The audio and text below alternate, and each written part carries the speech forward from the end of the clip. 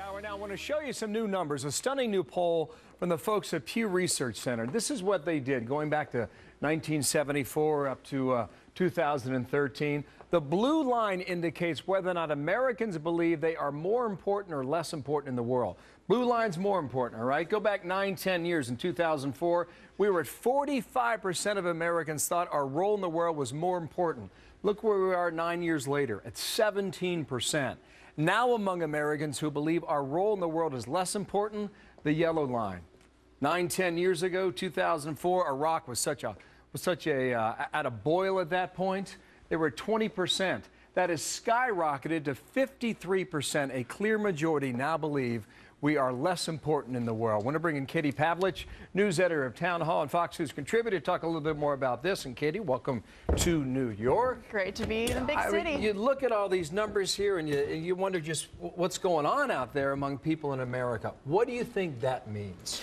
Well, first, I think that it's easy to, it should be said that I think this is sad because, as Ronald Reagan used to say, America used to be the shining city on the hill that the world could look to for freedom, and those who were trying to attain freedom could look to the United States to help to provide that.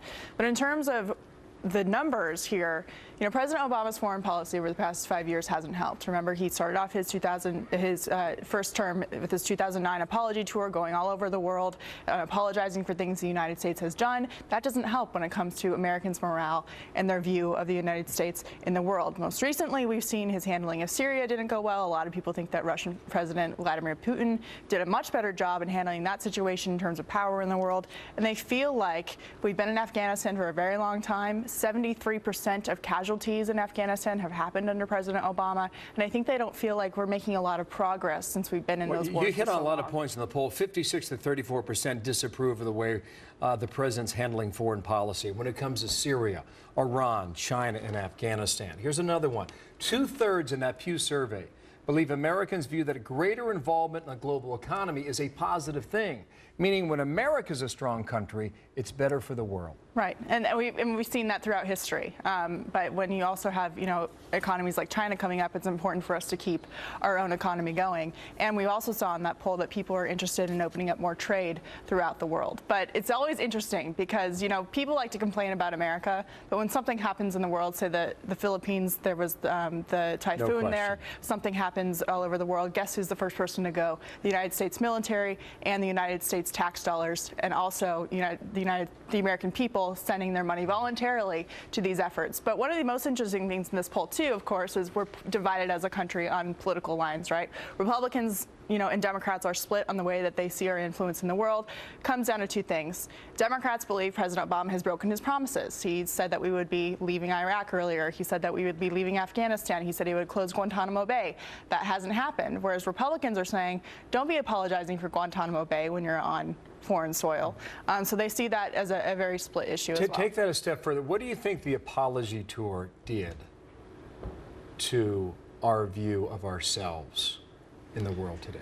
When you have the President of the United States coming in and essentially going over to other countries and telling those countries that we are the ones who are intolerant, that we are the ones who have made mistakes, when throughout history you can argue that actually without the United States, world history would have been very, very different on a number of different levels. That doesn't sit well with a lot of people, and it doesn't encourage people to believe in America. If the President of the United States is going around not just a country in the world and saying we're doing things wrong, well, you kind of sit back and say, well, are we doing things wrong? Can we maybe pull back a little bit? Start to question yourself, too. Now, one more point on this. 70% in that survey believe the U.S. is respected less than in the past. And that goes right at a foreign policy perspective and view that the president sought out to change and reverse. And it clearly has not happened. I think the question then comes back to, again, why has it not happened? Well, I think that President Obama came in at the beginning and he said, I'm going to change these policies. I'm not George W. Bush. And he expanded a lot of those policies, like I said, broke a lot of promises. And again, we haven't seen things go well under him, as he said. 73% of casualties in Afghanistan have happened under President Obama. And that doesn't sit well with a lot of the American people. That's 5 years of really horrific things happening in Afghanistan when he was supposed to come in and clean that up. We're now seeing Iraq fall apart. Afghanistan isn't in good shape. And we've seen things explode all over the Middle East, including Syria, Egypt, and even Iran. Less powerful, less important, less respected. That's how the Toronto Star sums up its lead paragraph on the story. Katie Pavlich, thank you for your time. Good to see you. Good to see you here in person. Yes, in New absolutely. York.